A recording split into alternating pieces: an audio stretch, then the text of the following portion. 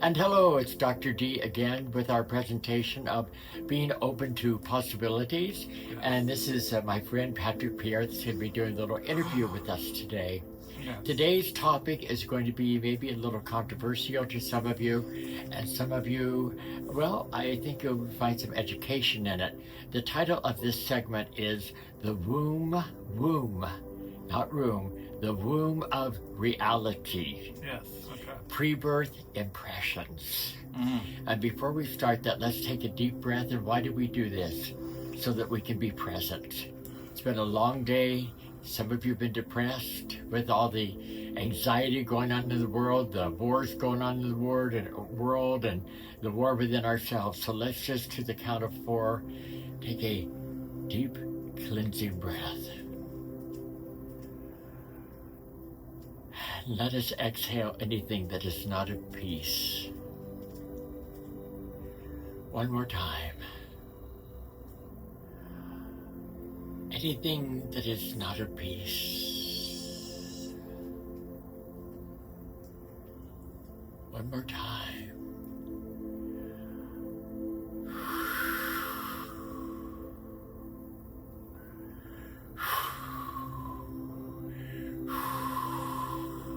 Just breathe that out and breathe in the godness, the goodness. I can feel in my bones. Some of you have been so depressed today and filled with anxiety. Things in the world are affecting us on the outside right now and coming into our inside where our peace needs to be. Let's be peaceful. Let's be peaceful. And so it is. Speaking of peace, I want to give you a little foundation before I turn it over to Patrick to talk about aspects of my book, which is the Earth School in my life as a willow tree, which you will know more and more as we begin to express more and more. But research finds, and the University of Michigan, I've done some research on this, tells us that babies that are in the womb aren't just growing physically, but they're also learning emotionally. And from about the 6th week of pregnancy, a baby develops and picks up sounds from the environment around it, okay? And by about the 12th week, something even more significant happens that we don't even talk about, and that is the baby becomes sensitive to the mother's emotional state. Mm-hmm. So it's not even in a vague way or in a general way, but it's very specific, it's very direct, that a baby can tell if a mother is calm. They can tell if the mother's anxious and there's a lot of trepidation going on. They can sense even the difference between loving words and words that are cold.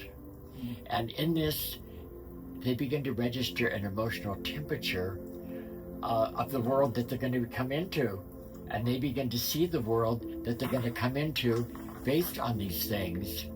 And the way this happens, according to science, I'm all about science, is through the hormones. And when a mother experiences stress, her body releases cortisol and adrenaline, and those chemicals cross into the placenta. Mm-hmm. And the body's developed nervous system, it receives chemical signals and it begins to wire itself around those chemical signals. And if that signal is constant all the time, if the stress, if the fear, if the sadness, whatever it is, the rejection, if it's constantly during a pregnancy, the baby's system starts building that as its baseline. So when they come into the world, when you came into the world, I came into the world, we had a baseline already that we came into. And we begin to treat that anxiety or that fear, that sadness as normal. Mm-hmm. That's our normality. Mm-hmm. And it starts to understand the child inside at the cellular level that the world is not a safe place. And so you begin to to get the residual, like when your mother's pregnant with you, that if she had a difficult relationship, okay, if she felt alone, if she felt scared, if she was grieving, if she felt unsupported, her body was communicating all of that to you. And we didn't have words for it. And we didn't have a context for it. But we felt it. Mm-hmm. We felt it in our nervous system. And our developing nervous system filed it away as truth. So our very first classroom in this Earth School, it wasn't kindergarten, and it wasn't our childhood home, but our very first classroom was when we were in the womb. Wow. And that's what we're going to talk about tonight. And in the context of your real Earth School experiences as a child. Yes. I get it. Absolutely. I've heard studies about how, they've done Holocaust survivors. Yes. Oops, I'm falling out of my seat. It's a little narrow seat for such a big seat. And PTSD with, the Black slave experience. Kids growing up in the inner city. Yes. All of this, life doesn't begin at it's a boy or it's a girl. Yes. Life begins, I guess, before conception even.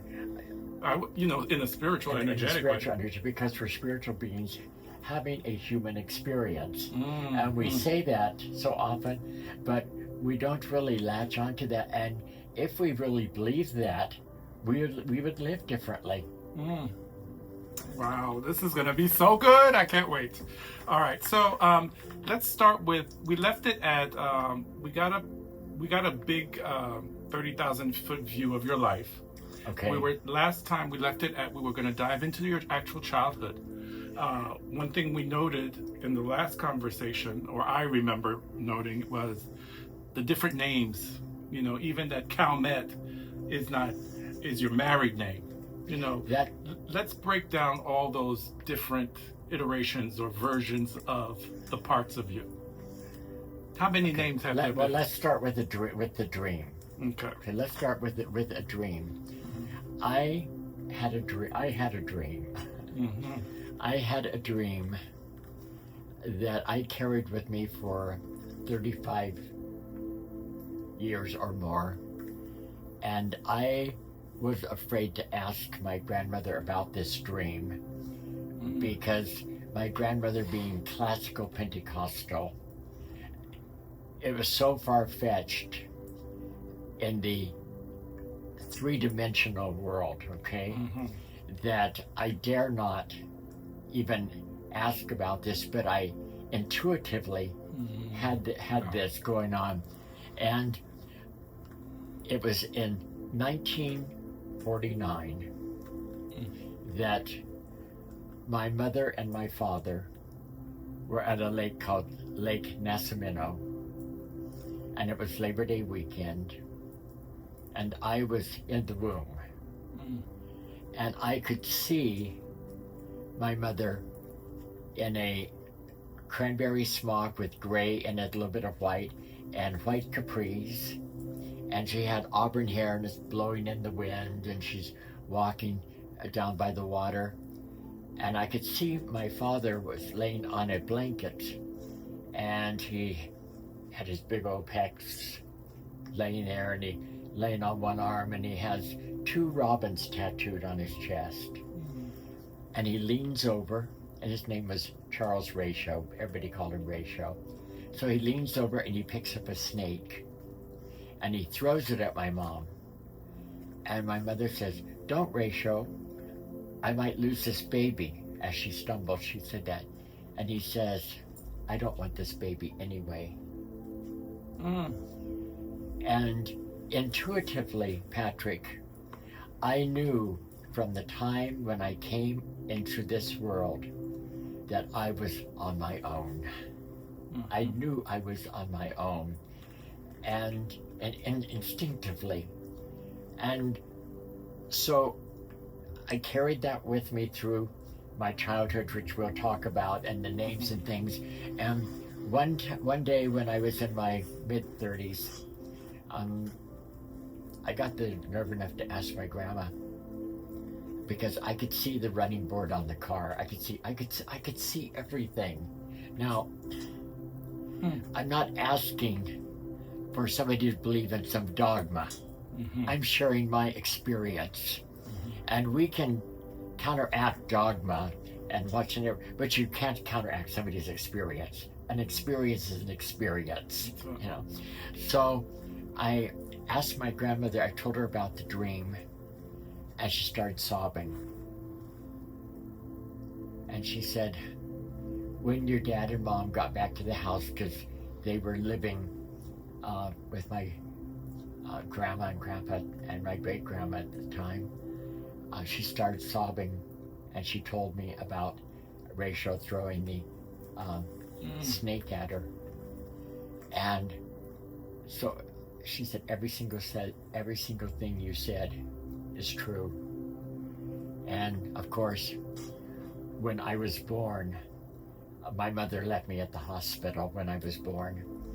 And my father, I never saw my father after I saw him with the two, physically, I had never seen him and those two robins on his chest, but my grandma validated that that's exactly what it was, and she also validated that he was quite a ladies' man, a womanizer to be specific. And it was quite something. There's been two dreams in my life, which one is the willow tree. We'll talk about it sometime in this series. But the other was being born, and the feeling of disconnect from a father, and then from a mother that's carrying you. And then from a mother that was carrying me, that she left me at the hospital and then split. And it was maybe 3 years at the most before I ever saw her again. And what's interesting is that when she went to Southern California to live, and I was in Northern California with my Pentecostal grandparents in a little town called Castroville. And when she came there to get me, I recognized her. The same. She came in, nobody had to say a word. I knew who she was because I had seen her as a child, and I knew her pain because her pain was my pain. And the depression and the grieving and the unsupport and the difficult relationship, all of that is how I started out in this. And we've talked about a name, right? My name was Stephen Bruce Ford. It's what I was born with. Stephen was the name of a local drunk that hung around my grandfather's gas station. And this sounds like a soap opera, but it's the honest truth. Bruce was the name of the milkman that delivered milk to the house. How's that for making you really feel wanted?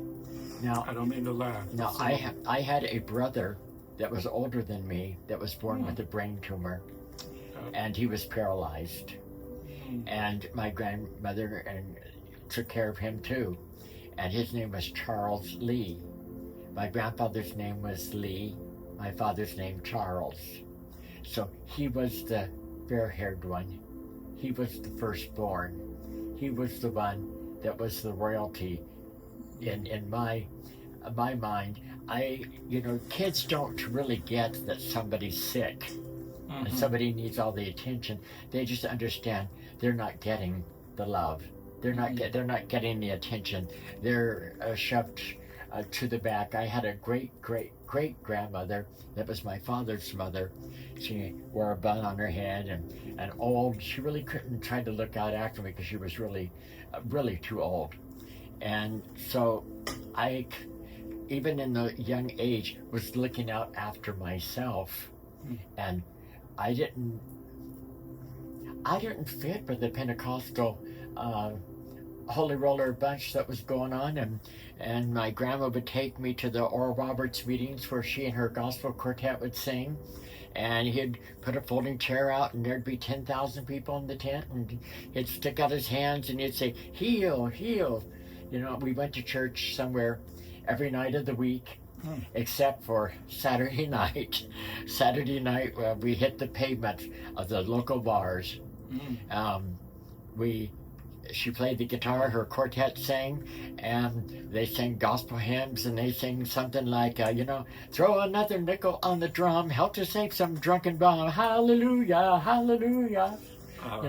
So that was how it was. So I never felt that I was part of this, and I started out changing my name when I was young, when I got where I could, and I say I had a brucectomy because I became Stephen B. Okay. And I was okay with being Stephen B. Ford, but still, it didn't ring true for me. That wasn't me. Right. And so, eventually, as I got older and I learned more, I wanted to change my name to like something fabulous, like Adrian, or some fancy name. And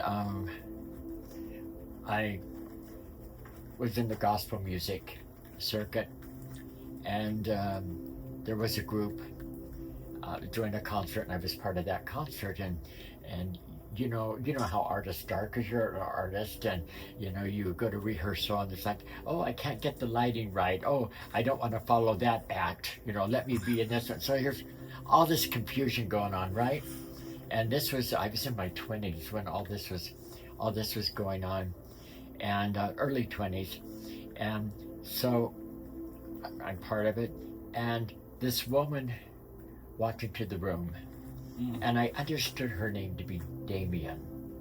She's part of a group called the Hawaiians. And Patrick, as I sit here, this is not a stretch. This is the exact thing that happened. This woman walked into the room, and you knew you were loved. You knew you were accepted. You knew if you needed forgiveness, it was there. And she didn't speak a word. She did not speak a word. Out of her very pores, this kept flying out of her. And the room, peace be still. Just like Jesus when he did the water, when the disciples were in the boat, it was like, she didn't even say peace be still. She just showed up. And anxiety, trepidation, fear. And it was in that moment in time, I said, that's for me. That's for me. And that name. And it was in that moment in time that I started the process to change my name to Damien. And in doing so, my focus has always been her. And I don't want it to sound airy-fairy, because that's not what I want it to sound. I've endeavored to live my life in such a way, and my goal is that when I walk into a room, people's lives are changed because I'm there. My goal with these podcast views that I'm doing is that when you listen to it, that your life is changed, and that whether you see your spiritual life as from the Buddha, from the Krishna, from Allah, from Science of the Mind, from Course in Miracles, from Yahweh, from Jehovah, whatever it is, that just the very presence of you being here present with us, that you feel the strength, and you feel the hope, and you feel that you don't have to agree with what I say, but in your beingness, that you sense that there is such a difference coming into your skin right now. That's what it's about. I'm feeling the name Damien, and I'm feeling the person I know as D, Dr. D. Yes. And making that connection of this is who you aspire to be, this is who you truly are, that you could be this person that is opening the room up energetically for anyone and creating that space for them, which is a very beautiful insight into who Damien is and means. Now, interesting on names, because we're talking about interesting on names.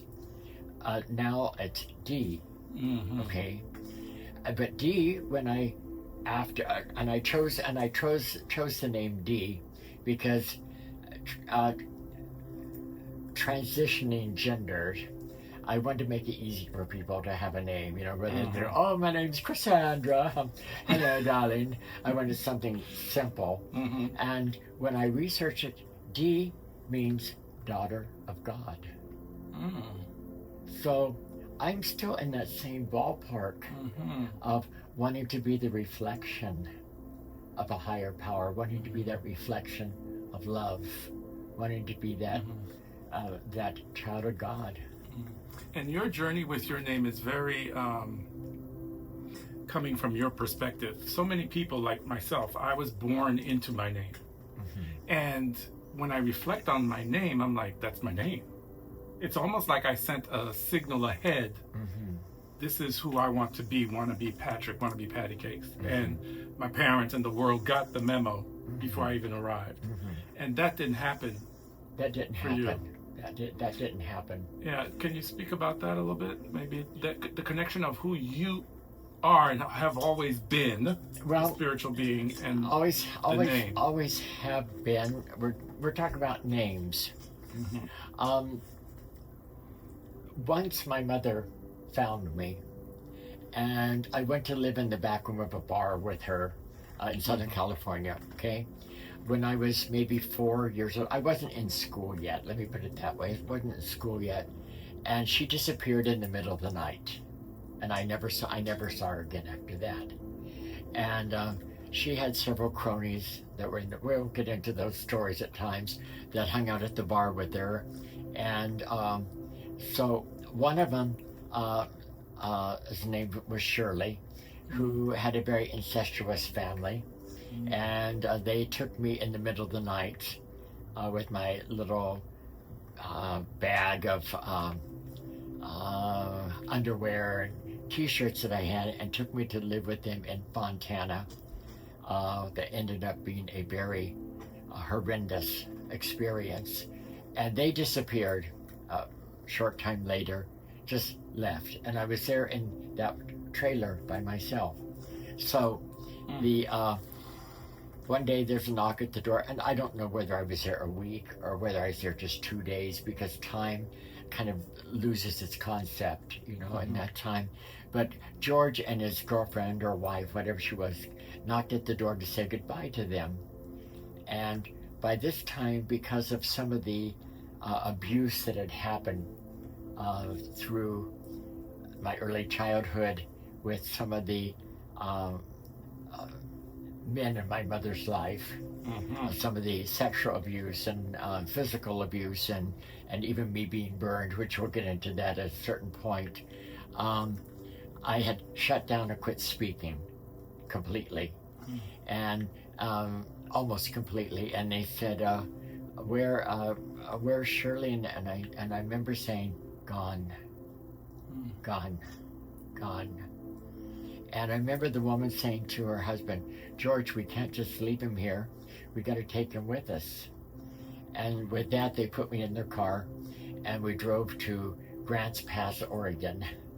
And the reason I know it was Grants Pass, as I've said before in talks, is that we got there in the middle of the night, and the pee was burnt out on the pass. And I remember her, the lady, taking me to school, enrolling me in school, and she would say, "This is our son, George Jr. He's a little slow, if you know what I mean." And they set me at the back of the class. I couldn't see, that nobody knew I needed glasses, and I didn't speak. And the kids called me a moron, a retard, all those names that mean kids can call you. Mm-hmm. And you know what I learned and through my life is it's not so important what other people say about you, it's what you say about yourself. And people say something about you enough times, they don't have to say it anymore. You begin to believe it about yourself. And your body, your neuro system, the way that you're wired, begins to feel that. It begins to act on that. So from that, just quickly on this segment, because we're going to be ending this one on the dream. It was that my name's been John. My name's been Richard. I've been passed from family to family to family and fallen through the cracks of the system, and it's went from bad to worse to whatever until one day it does get better. So what I'm wanting to leave here, if we can, is that when you have a dream, it's not just a dream. It really means something. And don't just pass it off as, oh, well, that was just a dream. Because what I call God, Spirit, speaks to us through the dreams, gives us strength in the dreams. You know, and the Old Testament's full of prophets that God gave dreams to. And we tend to, in this modern age, we tend to shove that off as, oh, well, that's a story that was good there. That doesn't really happen. That's not the truth. You know, have you, in closing, have you had dreams before you were camping? I'll say that I've never had a dream from before I was born. Okay. I have memories from before I was born. Okay. Actual experiences I had. And in my coming, I almost say coming to America story, in my coming to Earth story, it was, I was in heaven and I was going along. Everyone was loving me. The world, the universe was just a beautiful, bright, vivid place. Everywhere I went, it was like I was just checking in on everybody. That's how I spend my time. And I got a message. God appeared to me energetically as a force, a being bigger than me. And I got the message that I was being sent away. And I mean, the message was like, life was fine. And then I got the message I was being sent away. And I was like, this can't be. I rejected the idea. I started throwing, you know, like a kid at a checkout wants that candy bar for $3 that mom says no to. And I started throwing this tantrum in heaven. And it was this whirlwind, and all of heaven was upset. And to put it telepathically or energetically, it was not language. It was the kind of conversation where this realization came over God, like he put her hands up to her head. I'm mixing up the pronouns intentionally. And she was like, what am I going to do with this kid? I'm sending him away on this mission and he doesn't want to go. And while I'm throwing this tantrum, I heard a musical note, just very fleeting. And it piqued my curiosity, but I came right back to the tantrum that I was throwing. I don't want to go. I don't want to go. And God noticed that that note was intriguing to me. I found it interesting, right? And so she was like, well, you know, Patrick, listen, did you like that note? Listen to it again. And I paid a little bit more attention to it. Came back to my tantrum, because this was, what I was doing over here was very tasty, more so than what I was hearing. And it began to grow on me. And God was like, listen to it, listen to it, listen. So as I started, the storm calmed, I was listening to this music and this song and paying more and more attention to it, getting drawn more and more into it. And long story short, I was just traveling towards light speed, towards this song that I just was falling in love with. My mother's voice singing to me in the womb. Wow. Was that song that I got bamboozled and tricked into coming to Earth with my mother's voice. And so for me, that experience, and I remember as a baby, you know, the visitations over my crib, the separating from the spiritual experience and being that I am into this plane. And to me, that response, and most recently, just last year, I was doing some hypnosis work around this whole thing about this dream and being sent away from heaven and betrayed by God and all this stuff. And I did this regression, and in it, I was hypnotized back into this memory. So it felt like, and the hypnosis, the person hypnotizing me, he would say something and I would have experienced what he was saying 2 steps prior. I was like 2-3 steps ahead of him the whole time, and he was the one holding me back with his hypnosis. And so the vision was like my chakras opening up from, red chakra, orange, yellow, all the way up to the top of my head as I was returning to heaven. And all of a sudden I found myself these double doors, and I swung them open, and here was this beautiful meadow, and I'm walking through this meadow, no fear, there's no glass, there's no snakes, just this tall, beautiful, rolling hills of grass. And at this point, the person hypnotizing me was like saying, now you're at a door. And I'm like, wait, I just blew past 2 double doors and I'm in the meadow. And he's like, you're in the meadow, you're in the grass now. And I'm like, yeah, I'm ahead of you, And it's like I'm rushing back the same speed that I left heaven, I was returning to heaven. And all this light and embrace came around me.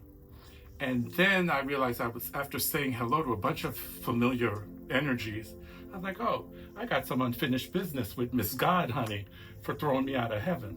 So I decided, okay, they all started melting away. I was like, okay, God, where are you? Show yourself to me. Show me. And this being came looking like a Jedi, like the Catholic brothers in the robe with the hood on and everything. Very, very priestly. And I was like, why did you send me away? And as I look and peered into this hood to see God's face, I see my own face. And it's like this thing about, wait a minute, so if I am God and I sent myself away, then I was never sent away. It was this whole thing of this whole betrayal and exit melted away. And the connection and the experience of oneness, everyone that greeted me there, the person and the being I'm looking at as God and seeing my reflection. And it was just this powerful experience which sort of shifted my perspective and purpose on earth, where the mission comes from within. The power comes from within. I think I'm going to have to interview you on one of this podcast about your experience. Now, my dream was actually a reality that happened. Yes. And so this segment we're ending, and until next time, remember, kindness is the language that the deaf can hear. It really can. Yeah. And kindness is the language the blind can see. Be good to yourself, be kind to yourself, and be kind to others. Tune into my YouTube channel, Open to Possibilities, or the TikTok, which is spiritual and transgender, or any of the Facebook or any of the medias. We'll see you next time.